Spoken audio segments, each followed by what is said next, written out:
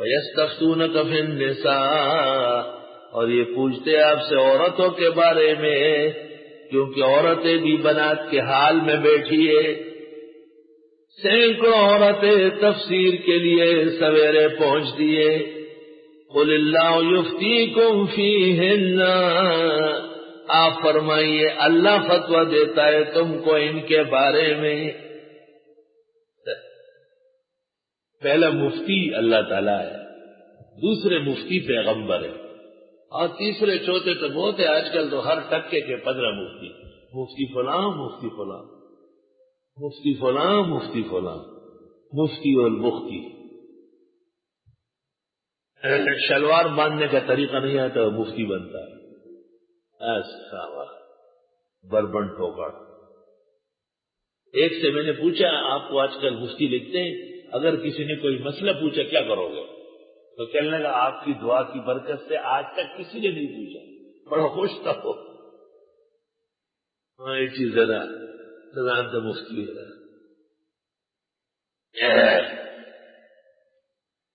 مفتی فقہ کی کتابیں پڑھاتے ہیں، مفتی فتوے لکھتے ہیں، تو ان کو ممارست تجربہ ہوتا ہے. یہ بس ہر شخص کے نام کے ساتھ مفتی لکھو. ہمارے یہاں حفظ کا ایک ناظم تھا، اس نے لوگوں کو کھلوایا تھا کہ مجھے مفتی کا ہے. طالب علم نے مجھے کہا، میں چلا گیا وہاں، میں نے سب کو جمع کیا، میں نے کہا جس نے اس کو مفتی کہا اس کو ادارے سے نکال لیں گے. میں نے کہا کھڑے ہو جو اعلان کرو. اس نے بھی بادل نافات کا اعلان کیا. ایسا مرض لوگوں کو لائے گا مفتی بنے ہوئے. قُلِ اللَّهُ يُفْتِيكُمْ فِيهِنَّ. یہاں ایک مرزائی کو نکالا گیا تھا تو مرزائیوں نے مقدمہ کیا کہ ہمارے مردے کو پھینکا ہے. بڑا سخت جھگڑا ہوا مسلمانوں کا اور حکومت کا کراچی میں، اسٹیل مل، اسٹیل ٹاؤن کے علاقے میں. اخیر میں افسران تنگ آئے، انہوں نے کہا چلو تم کتاب کے اندر دیکھ کے بتاؤ کہاں دفنائیں گے. جدھر ہم مرزائی کو دفنائیں گے وہاں مسلمانوں میں شور کریں گے، تو دفنانا کہاں ہے؟ اگر کھڈے میں ڈالنا ہے، کیماڑی میں بہانا ہے، تو کتاب میں دیکھ کے بتاؤ. کمشنر سمجھدار لائق تھا، غصہ ہو گیا. اس نے ہمارے علماء سے کہا تم اپنے آپ کو عالم کہتے ہو، کتاب میں دیکھ کے بتاؤ کہ غیر مسلم کی تدفین کہاں ہوگی. تو اللہ سے سنی رکھ کے خبریں نہ بدلے چلتی عرش. میں پیچھے بیٹھا ہوا تھا. میں نے کہا کمشنر صاحب سن لو، ذمیوں کو وہاں دفن کیا جائے گا کہ ان کا مقبرہ جتنا بھی بڑے مسلمانوں کے قبرستان یا املاک سے نہ ملے، اور مسلمانوں کا قبرستان جتنا بھی طویل ہو جائے 50 سال بعد مرزائیوں کے قبرستان کو نہ پہنچے. میں نے کہا آداب مقبرہ بزازیہ میں موجود ہے. ملیاں صبح شاباش ہوئے کر کار سے تھوڑا نہ خراب ہو جائے، سر ہو تو جوجے یاد نہ ہو.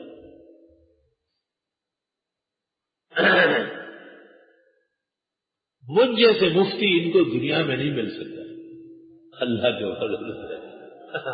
اور آخرت میں مفتی کی ضرورت ہی نہیں. دار غریبانوں کا سے خبر دی رہا ہے تو عمر تیر کو عمر دے تیر چھپا دریاب کے اور نہ پہ جنے کب، اور تش شملے شار بے اور صدی پدی کے دمت کا. ہمارا تو ترمذی اور بخاری کا درس فتاوا اور فقہ، اس لیے میرا متخصصین کے پاس مستقل جانے کی کوئی ضرورت نہیں. ان پر ترمذی اول اور بخاری اول میں بیٹھنا لازم ہوتا ہے. مکمل درس ہوتا ہے احکام و مسائل کا، مکمل دلالت ہوتی ہے. اور اصولاً ہمارے یہاں جو دور حدیث کر لے ان کو تخصص کی بھی ضرورت نہیں، سب تخصص ہو گیا ان کا. وہ جب چاہے مفتی لکھے اپنے آپ. ہاں یہ ہے کہ استاد شیخ کی نگرانی میں کچھ فتووں کی مشق کر لے، فتاوا کی مشق کر لے. تخصص کلاس سبق کے لیے نہیں ہے، تخصص کلاس تمرین کے لیے، تدریب کے لیے. فتوا آ گیا بہت بڑا اسلام آباد کے بارے میں، چھٹپٹ نہ آرام سے جواب لکھے، سوچ سمجھ کر لکھے. بعض مفتیوں نے جلدی کی ہے. یہ کراچی میں لیاری کے نیچے مساجد کو میں نے رکوا لیا تھا کہ نہیں گرا سکتے. ہمارے ایک مقتدر ادارے کے مفتی کا فتویٰ دلایا، میں 5 دفعہ اس کے پیچھے گیا، نہیں ملا، جب بھی جاتا تو باہر نہیں آتا، میں نے کہا یہ فتویٰ دے سمجھاؤ مجھے کیسے دکھایا آپ؟ اسی سے یہ لیار اسکیم کے تحت 4,500 مساجد شہید ہو گئے، ایک مسجد بھی گرانا جائز نہیں ہے، ناجائز و حرام۔ بدعتیوں نے مقبرے اور قبروں پر دیکھو وہاں پل بنوایا، برقرار رہا، ان کی مسجدیں گر گئی۔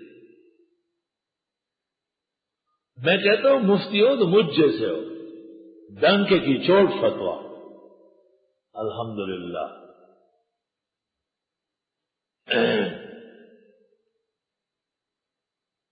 ایک بڑا فوجی افسر یہاں بیٹھتا تھا جمعے کے دن، بہت پہلے کی بات ہے، میں نے حکومت کے فیصلے کے خلاف یہاں پر تقریر شروع کر دی، وہ مجھے غور غور سے دیکھ رہا تھا، میں نے اس کو تقریر کے دوران کہا، میں نے کہا نیچے دیکھے آپ مجھ سے آنکھیں ملانے کے قابل نہیں، آپ بھی اسی گندے فرقے کا فرد ہے۔ وہ مجھے دیکھ کے ڈرانا چاہتا تھا کہ میں نے کہا نیچے دیکھو، یہاں تو نمازی کی حیثیت سے جب اپنے دفتر میں بیٹھ جاؤ، جو آرڈر کر سکتے ہو کر کے دو، تجھے اپنا وزن معلوم ہو جائے۔ ہم ایسے کاغذ کی کشتی میں نہیں بیٹھے ہوئے کہ تو ایسا کر لے تو میں موضوع بدلوں گا۔ میں نے کہا نیچے دیکھو، صرف صف کے اندر، اوپر دوبارہ دیکھا تو اچھا نہیں ہوگا۔ مہارا کہنا کونٹی جہاں مڑ سہی کو میں اس کو بتا گوشمار کے میں ازل کہاں پتا ہو مٹو وہ رب جا بگوری سکی ناستے ہو بلتے قتل دے ماں پیجنے خری پیجے میرے نے پیجے۔ وَيَسْتَفْتُونَكَ فِي النِّسَاءِ، یہ آپ سے فتوے مانگتے عورتوں کے بارے میں۔ عورتیں غریب پردے والی ہے، کمزور جن سے، ان کے مسائل بھی پردے اور خفا والے ہیں۔ قُلِ اللَّهُ يُفْتِيكُمْ فِيهِنَّ، آپ فرمائیے اللہ فتویٰ دے گا تم کو ان کے بارے میں۔ وَمَا يُتْلَى عَلَيْكُمْ فِي الْكِتَابِ، اور وہ جو پڑھا جاتا ہے تم پر قرآن میں، فِي يَتَامَى النِّسَاءِ اللَّاتِي لَا تُؤْتُونَهُنَّ مَا كُتِبَ لَهُنَّ، ان یتیم لڑکیوں کے بارے میں کہ تم نہیں دینا چاہتے ہو وہ جو مقرر کیا گیا ان کے لیے۔ وَتَرْغَبُونَ أَن تَنكِحُوهُنَّ، اور تم چاہتے ہو کہ ان سے نکاح کر لو۔ وَالْمُسْتَضْعَفِينَ مِنَ الْوِلْدَانِ، اور ناتوان بچوں کے بارے میں۔ وَأَن تَقُومُوا لِلْيَتَامَى بِالْقِسْطِ، اور یہ کہ قائم رہو یتیموں کے بارے میں پورے عدل و انصاف سے۔ خبردار کہ کسی عورت یا یتیم کے ساتھ ظلم ہوا۔ وَمَا تَفْعَلُوا مِنْ خَيْرٍ، اور جو تم کرو گے بھلا، فَإِنَّ اللَّهَ كَانَ بِهِ عَلِيمًا، پس بے شک اللہ تعالیٰ اس کو جانتے ہیں۔ پنجپیر مولانا اور مولانا حمداللہ صاحب داگئی کی گفتگو ہوئی مردان میں، شمس الحق افغانی اس کے حکم تھے، اور نہ کوئی فیصلہ کیا ہوں گے شائع ہو گیا۔ ایک ایسی مجلس میں مولانا شمس الحق صاحب افغانی بھی تشریف فرماتے، استاد گرامی قدر مولانا لطف اللہ صاحب، کسی نے ذکر کیا مولانا طاہر صاحب کی جماعت کا، تو شمس الحق افغانی نے کہا میں نے تو ان کا فیصلہ کر لیا تھا۔ استاد مولانا لطف اللہ نے کہا دا فیصلہ تاغنے سو کئی اگر منگٹی لیدو تو یہ منگٹی دا سے ناکارا فیصلہ سکی کی تو جندے ہو غلط خبریں ہو رہی۔ حضرت نے کہا فیصلہ تیرے جیسے کوئی کرتا ہے، ایک فریق کہتا ہے ہم نے جیتا ہے، دوسرے کہتے ہیں ہم نے جیتا ہے۔ حضرت نے کہا تو زندہ ہے اور غلط باتیں پھیل گئی، آپ کو وضاحت کرنا چاہیے کہ آپ کے سامنے کون جیتا ہے۔ واضح صورتحال بتانا یہ ہر ایک کا کام نہیں ہے۔ وما تفعلوا من خیر فإن اللہ کان بہ علیم۔ بعض زمانوں میں ایسا رہا ہے بزرگ کمزور تھے، کفر کا زور بہت زیادہ تھا،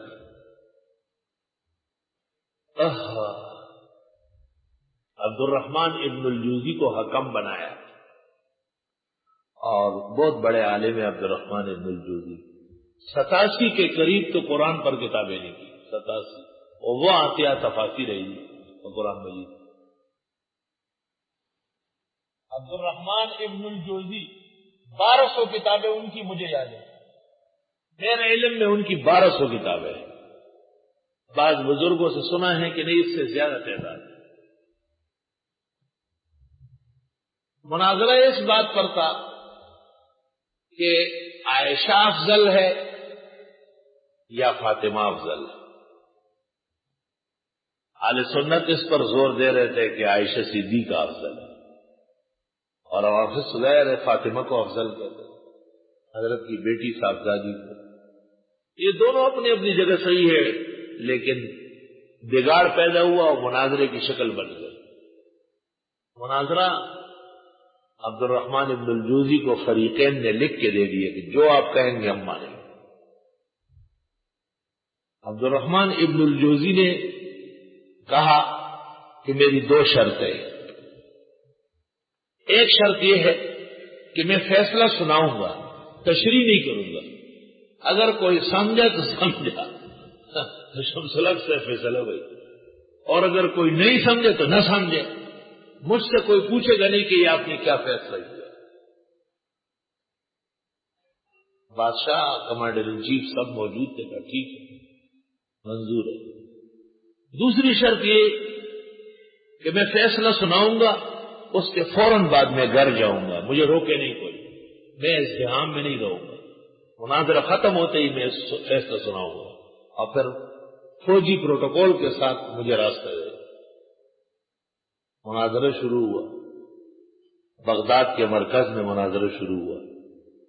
اہل سنت تقریریں کر رہے تھے کہ عائشہ افضل ہے، اور روافض تقریریں کر رہے تھے کہ فاطمہ افضل ہے۔ پیرانی پیر شیخ عبد القادر بالکل جوان تھے، ان کے حلقے میں کسی نے خبر پہنچائی کہ اہل سنت ہار رہا ہے۔ کہا کیوں؟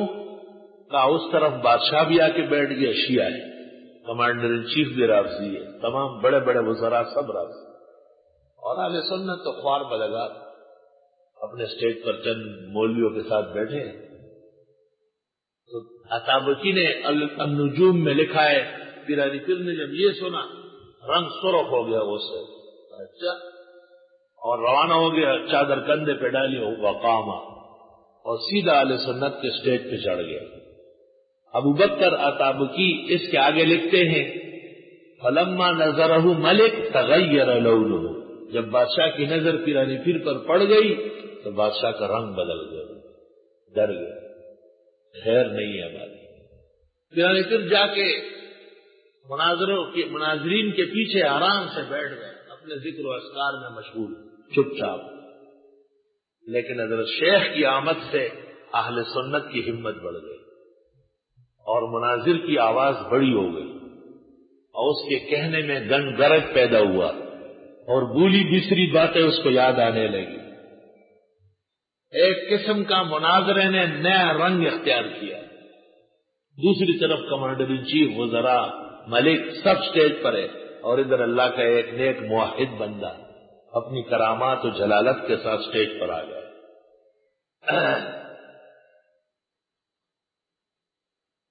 عبد الرحمن ابن الجوزی نے فیصلہ سنایا، افضل هذه الامہ بعد الرسول من کانت بنتہ تحتہ، بس افضل هذه الامہ من کانت بنتہ تحتہ، یہ الفاظ کہے اور روانہ ہو گئے سیدھا جا۔ اہل سنت نے دف بجانے شروع کر دیے کہ ہم جیت گئے، اور روافض نے اپنا ڈانس شروع کر لیا کہ ہم جیت گئے۔ شمس الحق افغانی سے فیصلہ ہو، اس پتہ انہیں لگے گا۔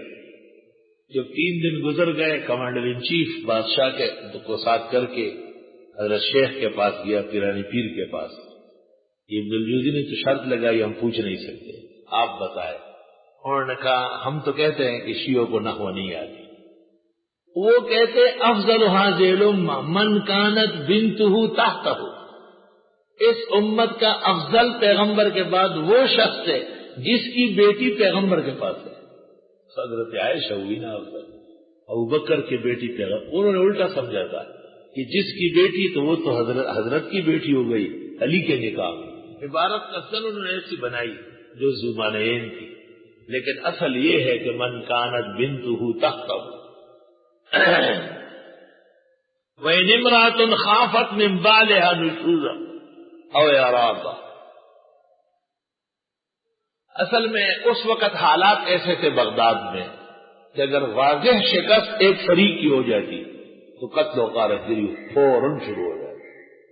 حالات ایسے ممکن ہے مولانا شمس الحق افغانی کے سامنے بھی اس وقت بغداد میں یہ کیفیت ہو تو انہوں نے ایسے مجمل سے لکھا وَإِنِ امْرَأَةٌ خَافَتْ مِنْ بَعْلِهَا، اور اگر کوئی عورت ڈر رہی ہو اپنے خاوند سے نشوزن نافرمانی کہ خاوند مجھ سے محبت نہیں کرتا.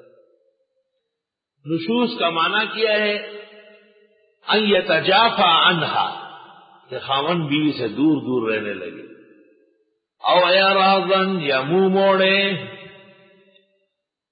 اس کا یہ مطلب نہیں کہ وہ ہر وقت ساتھ لگا رہے، نہیں، توجہ خاوند کی بیوی کی طرف ہو. فلا جناح علیہما، پس کوئی وبال نہیں ہے ان دونوں پر ان یصلح بینہما صلحا کہ صلح کرے آپس میں صلح. والصلح خیر، صلح بہت اچھی چیز ہے، صلح عمدہ ہے. طالبان کو بارہا کہا گیا کہ مسعود سے صلح کرو، وہ تیار نہیں.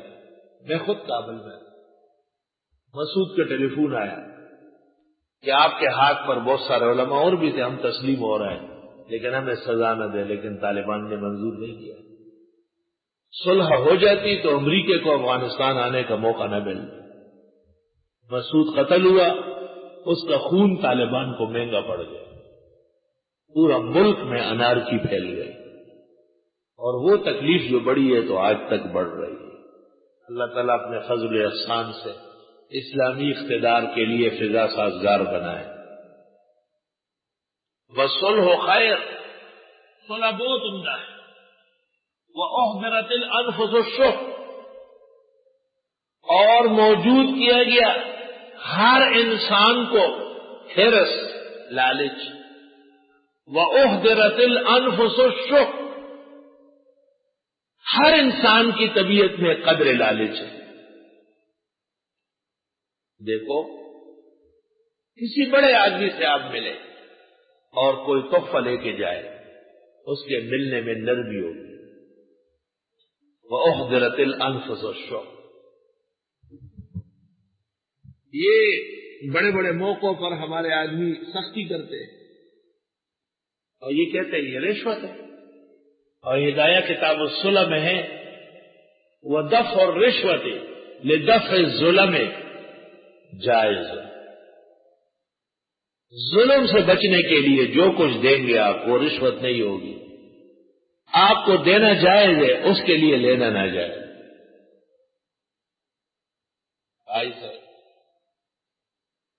وَأُحْضِرَتِ الْأَنفُسُ الشُّحَّ. ڈاکٹر سے آپ ان سے میل ملاپ رکھیں، آپ کا علاج فری ہو جائے گا. پولیس افسران آپ ان سے تعلقات رکھیں، کبھی ان کو چائے پر مدعو کیا، کبھی ان کو کسی دعوت میں بلایا.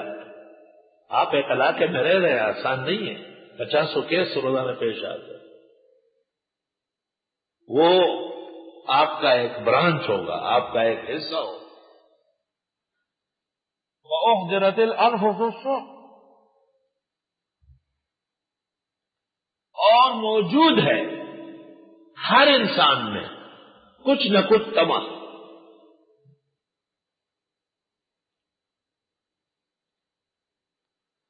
بنوری ٹاؤن سے ایک ٹیکسی میں بیٹھ گیا یہاں آنے کے لیے. مجھے کہا کہاں جا رہا ہے؟ میں نے کہا گلشن اقبال کا. موڈ نہیں ہو رہا ہے. میں نے کہا موڈ بنا دوں گا. کیسے بنائیں گے؟ میں نے کہا ڈبل لے دوں گا. شاباش. اور مولوی سے بہت بہادر آدمی. میں نے کہا گاڑی چلاؤ سیدھی، باتیں نہ کرو مجھ سے زیادہ. تو پیسوں پر راضی ہوا ہے، دوستی پہ نہیں ہوا ہے. وَأُحْضِرَتِ الْأَنفُسُ الشُّحَّ. ایک ملاقات کے لیے ہم گئے، بڑے بڑے علماء ساتھ ہیں. وہاں جو سپاہی کھڑا تھا اس نے کہا ٹائم ختم ہو گیا. ٹائم ختم ہو گیا. ٹائم ختم ہو چکا تھا. صحیح بات. میرے پاس ایک آدمی آیا، مجھے کہتا ہے ان سے بات چیت کروں، میں نے کہا واجب ہے۔ وہ گیا، اس کے ہاتھ میں کچھ نوٹ رکھ دیا، کہتے ہیں السلام علیکم حضرت صاحب، آئیے آپ کے لیے کوئی وقت ختم نہیں ہے۔ وہ حضرت الانفس الشح، خدایا توبہ،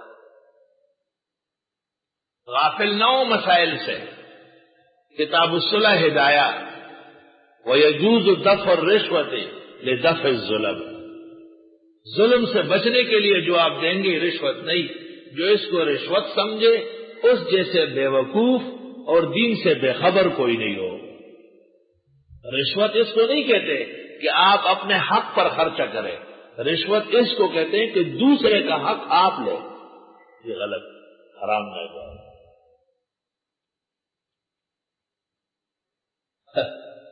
اور لوگوں نے ایسی حکایات بنائی ہے، کہتے ہیں قاضی صاحب کے ہاں کیس تھا کسی کا، اور اس کو پتہ چل گیا کہ قاضی صاحب تحفے تحائف سے خوش ہوتے ہیں، تو ان کے پاس ایک بہترین پگڑی لے آیا، خوبصورت پگڑی، چمک دمک ہمارے دوسرے فریق کو پتہ چل گیا کہ قاضی صاحب کے ہاں پگڑی چلی گئی، تو اس کے پاس کوئی اور چیز نہیں تھی، ایک گائے تھی جو دودھ دے رہی تھی، گائے بماں بچڑے کے کھول کر قاضی صاحب کے آ آئے، حضرت یہ ماں بدولت کے بچے دودھ پیئیں گے مجھے ثواب ملے گا، میرا کوئی کام نہیں، بس یہ بہت بے فکر رہو جاؤ۔ صبح جب عدالت شروع ہوئی تو قاضی صاحب گائے والے کے حق میں فیصلے لے کر آئے، تو وہ دوسرا کہہ رہا ہے قاضی صاحب کی پگڑی کی قسم، قاضی صاحب کی پگڑی کی قسم۔ قاضی صاحب نے کہا آرام سے رہو، پگڑی کو گائے کھا چکی ہے، پگڑی ختم۔ وَأُحْضِرَتِ الْأَنفُسُ الشُّحَّ، توبہ۔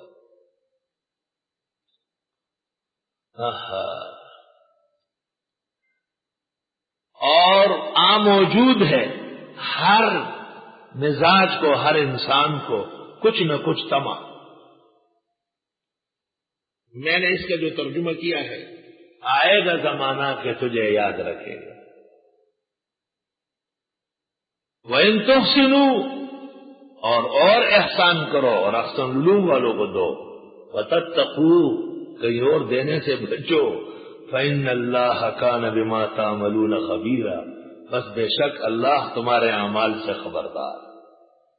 وَإِن تُحْسِنُوا، یعنی اخلاص اور اعمال میں حسن ضرور ہو، اور اللہ کے خوف سے ہو، اللہ کے دین کی حدیں محفوظ رہے، وَتَتَّقُوا، فَإِنَّ اللَّهَ كَانَ بِمَا تَعْمَلُونَ خَبِيرًا وَلَن تَسْتَطِيعُوا أَن تَعْدِلُوا بَيْنَ النِّسَاءِ، اور ہرگز طاقت نہیں رکھو گے کہ انصاف کرو عورتوں کے درمیان، وَلَوْ حَرَصْتُمْ، اگرچہ چاہو، تم چاہو تب بھی، دو عورتیں ہیں، ایک تھوڑی سی گوری ہے، دوسری ذرا کالی ہے، ایک کے قریب ہونے میں دوسرے کے قریب ہونے میں بہت فرق ہوگا، کیسے ہو سکتا ہے؟ ایک گڈڑی ہو گئی، ایک بالکل گڑیا ہے، فرق نہیں ہوگا، اللہ کو تو پتا ہے۔ اور ہرگز نہیں کر سکو گے عدل عورتوں کے درمیان، اگرچہ چاہو بھی۔ فلا تمیلوا کل المیل، پس نہ مائل ہو بالکل مائل ہو کر، فتذروها، پس چھوڑ دو اس کو، کل معلقہ، مانند لٹکی ہوئی کے۔ ذرا آیت سمجھ لو، فرمایا کہ ایک سے زیادہ عورتوں کی صورت میں جتنا تمہیں کہا گیا اور ہونا چاہیے، ایسی مساوات اور عدل نہیں کر سکو گے چاہنے کے باوجود۔ بخاری میں ہے کہ حضرت صلی اللہ علیہ وسلم تمام بیویوں کے درمیان عدل فرماتے، جبکہ آپ کے لیے معاف تھا۔ پھر فرماتے اللہم ھذا قسمی بین نسائی، یا اللہ میری عورتوں کے درمیان یہ مجھ سے ہو سکتی تھی برابری، فلا تاخذنی بما تملکہ ولا املکہ فیما احب عائشہ، اور بعض روایت میں فلا تلومنی، آپ مجھے ملامت نہ کرے اس پر جو آپ کے اختیار میں ہے، میرے اختیار میں نہیں، وہ جو عائشہ سے میری محبت زیادہ ہے۔ فلا تمیلوا کل المیل، اگر طبیعت میں کچھ فرق بھی ہے، عدل میں کمی ہے، تب بھی بالکل مائل تو ایک کی طرف نہ ہو، عام طور پر اہل علم جب دوسری تیسری شادی کر لیتے تو وہیں بیٹھ جاتے اور وہ پہلی والے کو رولا لیتے. فَتَذَرُوهَا كَالْمُعَلَّقَةِ، بس چھوڑ ہی دو اس ایک کو مانے لٹکی ہوئی ہے. یہ تفسیر تو سب نے کی، یہ تفسیر سب نے کی کہ عدل عورتوں کے درمیان کما حق کہو نہیں کر سکو گے، اس کے باوجود کوشش کرو کہ ایک کی طرف پورے مائل نہ ہو اور دوسری کو لٹکا نہ دو. ایک دوسری تفسیر سن لو. اور ہرگز نہیں کر سکو کہ عدل عورتوں کے درمیان اگرچہ چاہو، پس مت مائل ہو ایک کی طرف پورا مائل ہو کر، پس اسی کو چھوڑنا پڑے گا ایک زمانے میں لٹکا کر. یہ قاعدہ ہے کہ ضرورت سے زیادہ محبت جدائی کا سبب بنتی ہے. لو میرج ہمیشہ ناکام ہوتی ہے، کیونکہ جو توقعات ایک دوسرے سے ہوتی ہے وہ پوری نہیں ہوتی. کوئی فرق بھی کسی کے معیار پر پورا نہیں ہوتا.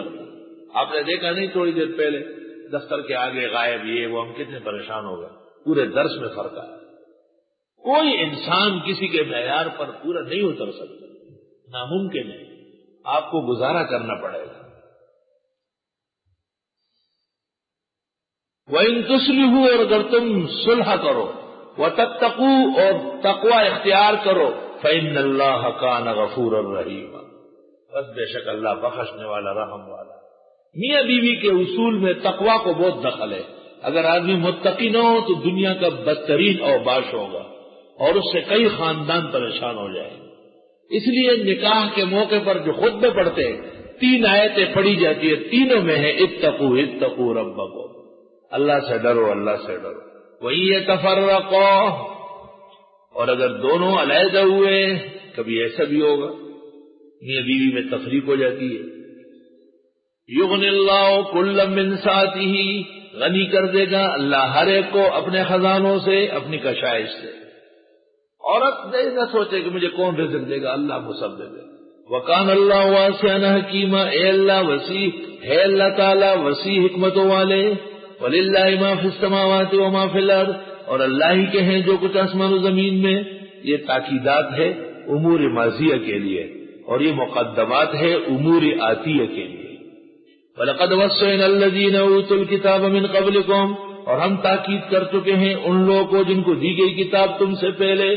وَإِيَّاكُمْ، خاص تمہیں، أَنِ اتَّقُوا اللَّهَ، کہ اللہ سے ڈرو. دیکھو وَإِن تَكْفُرُوا، اور اگر کفر کرنے لگے، فَإِنَّ لِلَّهِ مَا فِي السَّمَاوَاتِ وَمَا فِي الْأَرْضِ، بس بے شک اللہ ہی کا ہے جو کچھ آسمان و زمین میں. وَكَانَ اللَّهُ غَنِيًّا حَمِيدًا، اور اے اللہ غنی اور خوبیوں والے. وَلِلَّهِ مَا فِي السَّمَاوَاتِ وَمَا فِي الْأَرْضِ، اور اللہ ہی کے ہیں جو کچھ آسمان و زمین میں. وَكَفَى بِاللَّهِ وَكِيلًا، کافی اللہ کارساز. إِن يَشَأْ يُذْهِبْكُمْ، چاہے ختم کرے تم کو. أَيُّهَا النَّاسُ، اے لوگو. وَيَأْتِ بِآخَرِينَ، لے آئے اور. وَكَانَ اللَّهُ عَلَى ذَلِكَ قَدِيرًا، اور اللہ اس پر قادر ہے. مَنْ كَانَ يُرِيدُ ثَوَابَ الدُّنْيَا، جو کوئی چاہتا ہے دنیا کا بدلہ، فَعِندَ اللَّهِ ثَوَابُ الدُّنْيَا وَالْآخِرَةِ، بس اللہ کے ہاں دنیا و آخرت کا بدلہ ہے.